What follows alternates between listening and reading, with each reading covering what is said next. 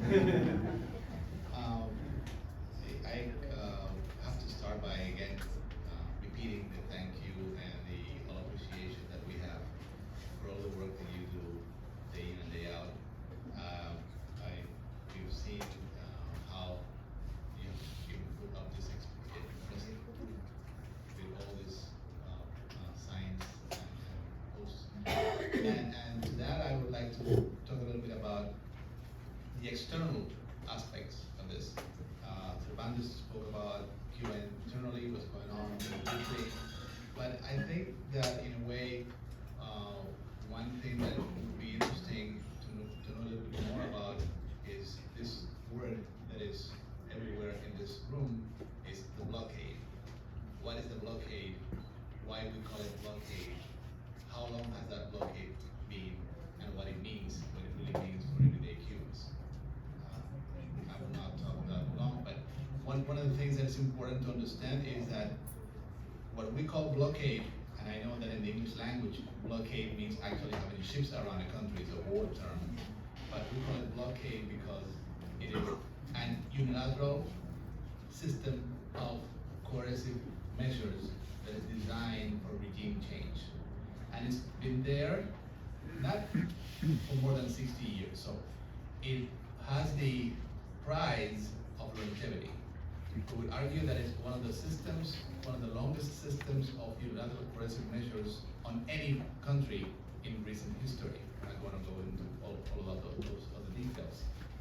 Just think that Cuba as a small island has been under economic warfare in an asymmetric battle with a big superpower from day one.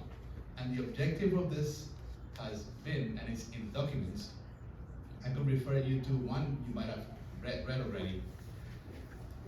It's a State Department memo of April 6, 1960, which basically says, the Cuban people support Fidel Castro. The only way we can alienate this support is by bringing hunger and desperation on the Cuban people. And that's a U.S. State Department document. You can look it up. April 6, 1960. From then on, that's basically the rationale of this system. One thing is, it's unilateral, because for a system of sanctions to be in place, it would need the support of the UN Security Council.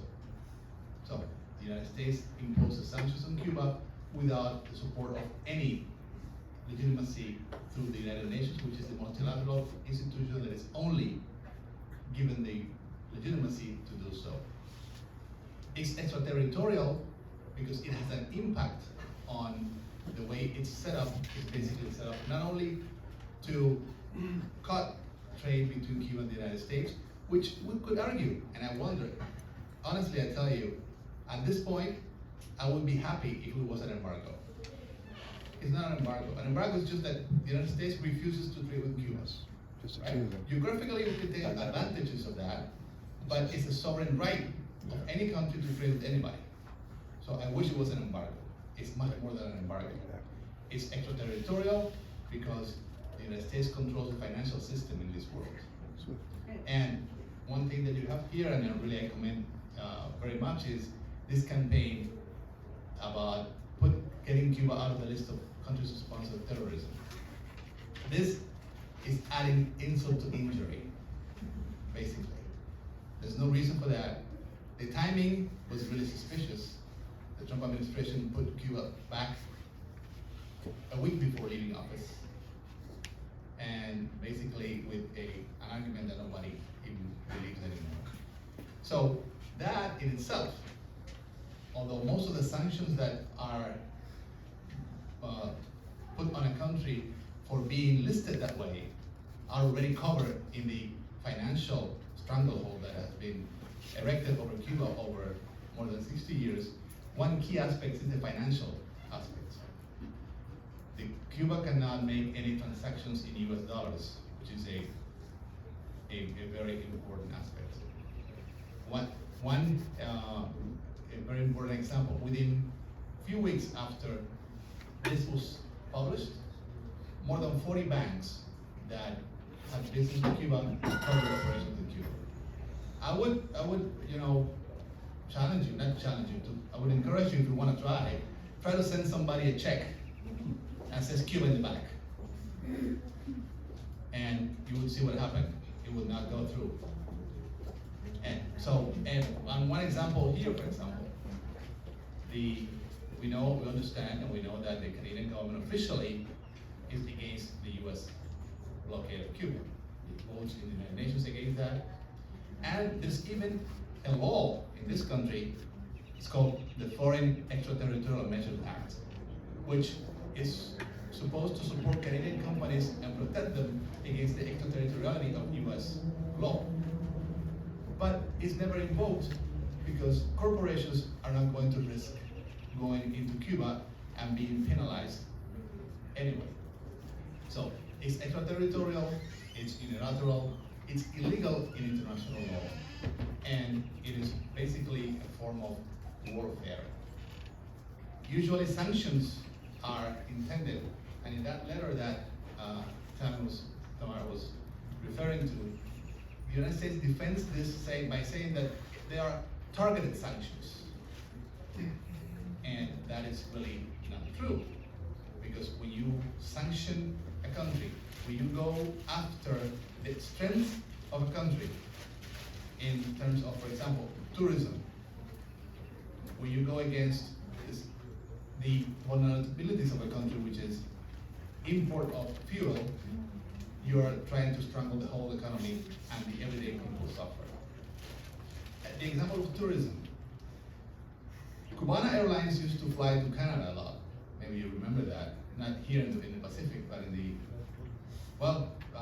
Cubana Airlines, Cuba's flagship carrier, has barely any plane. Why is that? Because the reason is that part of the sanctions, Cuba cannot import anything that has 10% of US components. 10% of US components. So, tell me any aircraft in this world that doesn't have 10% of US components. None. Embraer, Airbus, Boeing. So, that means that Cuban tourism is affected in a way, and the income of the country is affected in that way. And I'll give you one more example. I've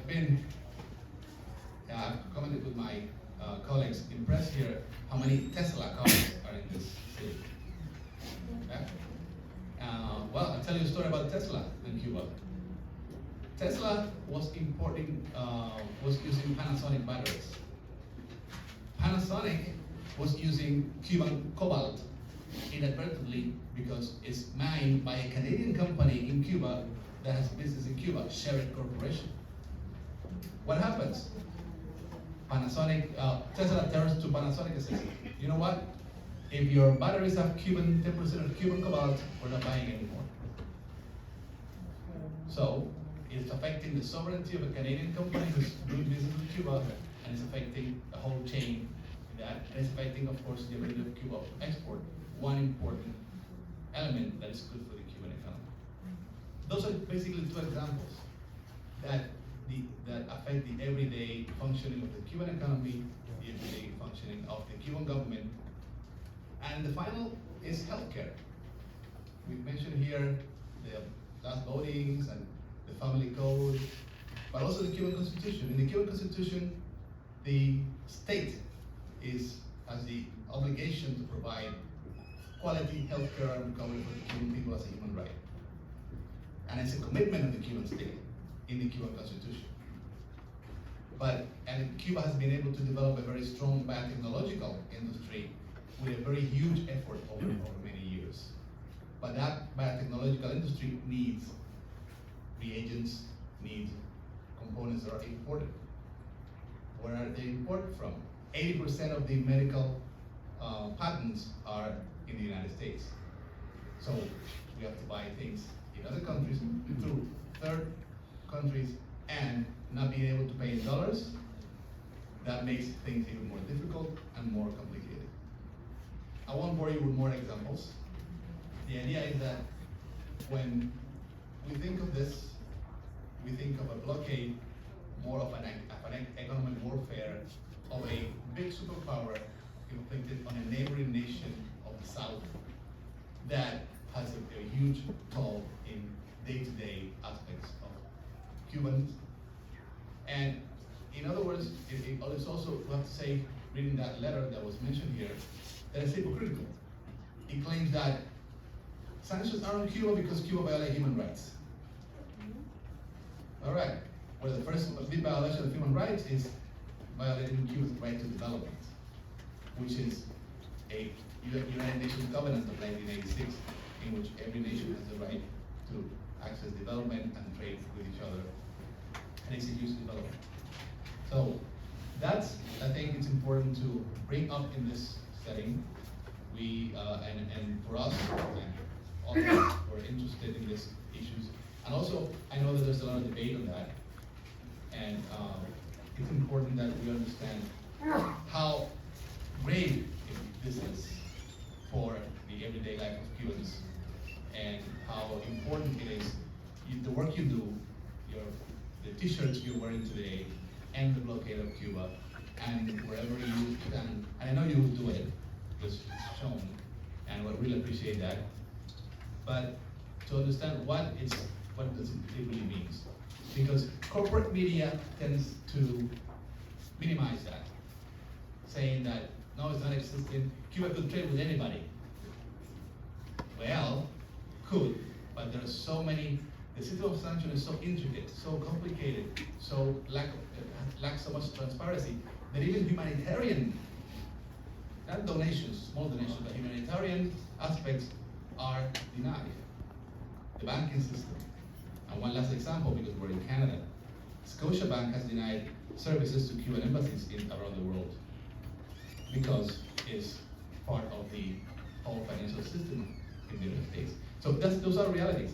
Like I said, despite the fact that the Canadian government officially is against the blockade, position that is appreciated and is for promoting business with Cuba, but there's a reality of the kind of relation Canada has with the United States, which is a sovereign act of Canada. I'm not going to go into that, but especially that kind of relation really sometimes has limitations on how they can engage in this relationship.